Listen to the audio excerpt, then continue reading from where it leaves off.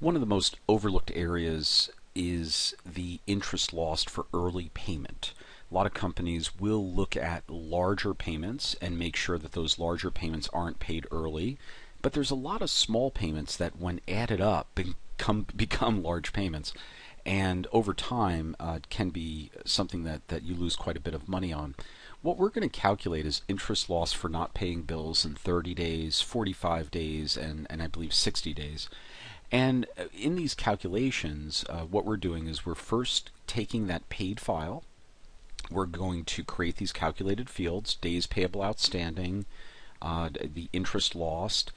Days payable outstanding, again, is, in our case, we're going to use check date minus the invoice date. And that's going to get you a days payable outstanding. We're only going to do this for invoices that have a check date, have an invoice date. The amount is not zero, and we're also going to consider discounts, but we're going to take out anything that's discounted for this test. It's a lot easier to treat that separately. But for the remaining items, if you did pay something early, 30 days, before 30 days, before 45 days, it's going to calculate this interest lost. And I remember early in my career meeting with an accounts payable professional who noted to me that what they do is they like to just get their entire desk cleared of all invoices by the end of the week. It's a lot easier to just do that than to have to deal with all these open invoices. So when you do the calculations on those types of process flows, you're going to find a lot more interest lost. And again, we're going to be doing it for each payment, so it is very specific how we're running this. So the calculations, again, were the days payable outstanding, and that is the check date minus invoice date. And what this screen is trying to show you is really how we calculate the weighted average. So what we're going to be doing is, and just going back to this slide, in order to kind of create that schedule, we need to do a summary. And we're going to, in essence, summarize the payments by vendor number, and that's going to be this summary file, and that's going to get joined back to the actual vendor or paid file, so that payment file will now have that total amount next to it. And again, this is very common, taking a total amount, bringing it back so you can calculate an average, or in this case, a weighted average. So after that, we'll then do another summary by vendor. But let's continue on back to this screen here. So notice that in column A and the vendor name, and then column A really just shows you the invoice amount.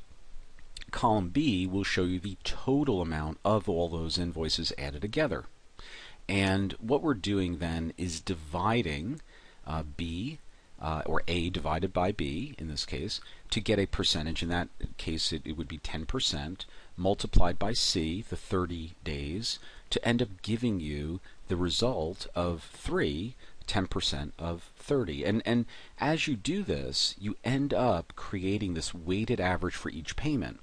And notice here, larger payments will have a larger effect.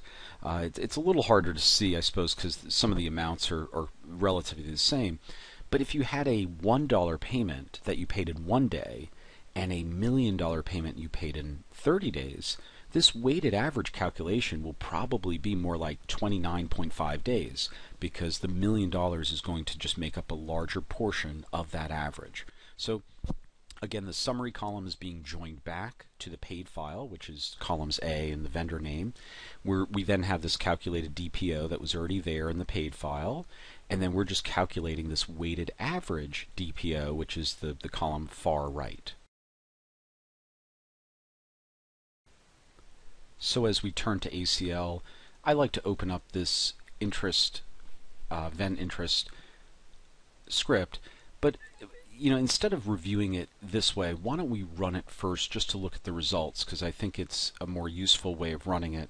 I'm going to select the paid invoice file, and I'll select the invoice date field, vendor name, discount, invoice amount, check date, and from an investment percentage point of view, maybe I'll just use something like 3% for right now. But again, invoice date, check date is going to be used for the DPO.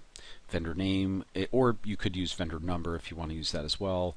And then in the invoice amount field, obviously for amount calculations, and the discount field we need because we essentially need to erase the ones that are discounted. Hit the OK button, and it does give me that calculation, and I believe it also does a little stratification as well.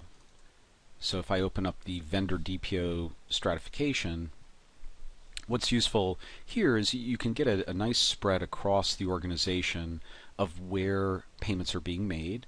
Again, a lot of these are being made, less than 30 days. Looks like about 27%, but from an amount point of view, less than that.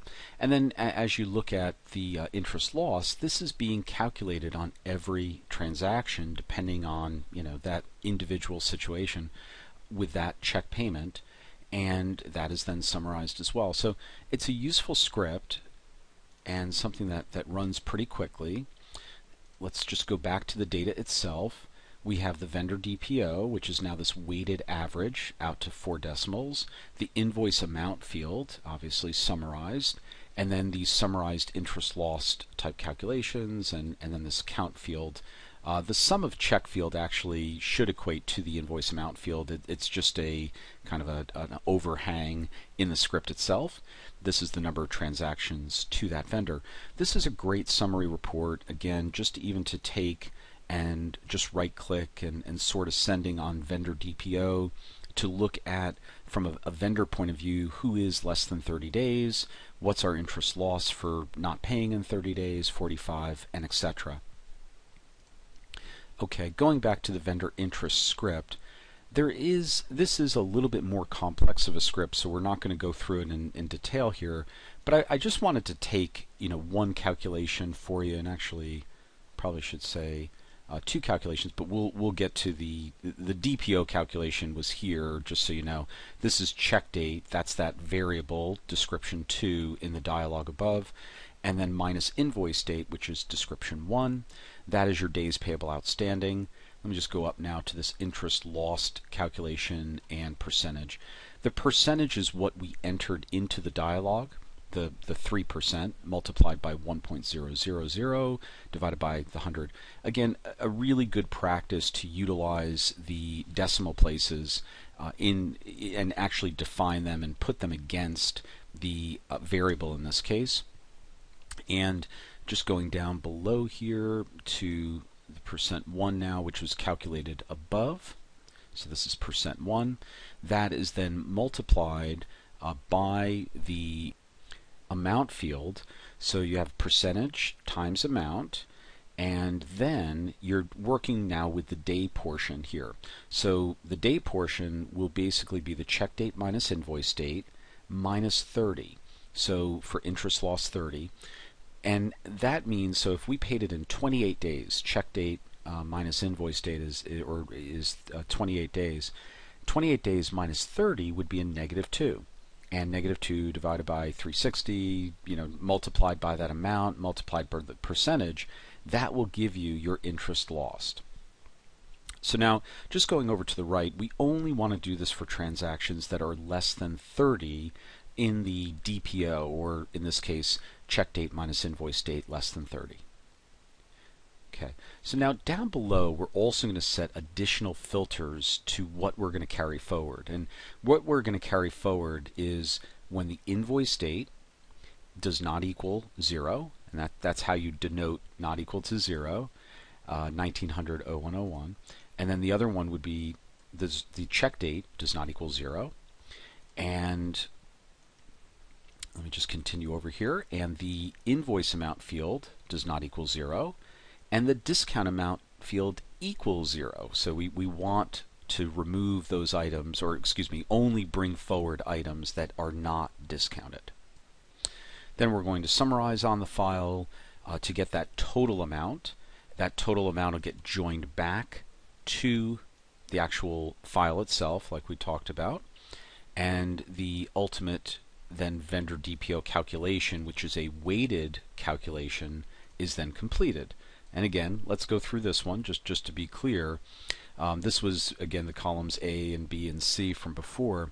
We're now, what we're doing is we're taking that DPO, we're multiplying it by that amount field, which is the invoice amount field or transaction amount field, but then dividing it by the total of the transaction amount for that vendor. And we're only doing this, again, if the descriptions or stay the same here. So if the check date and invoice date and etc., as we just talked about, are true. So then that calculation will be done. Then we will summarize on the file, and that will get us our final weighted DPO calculation.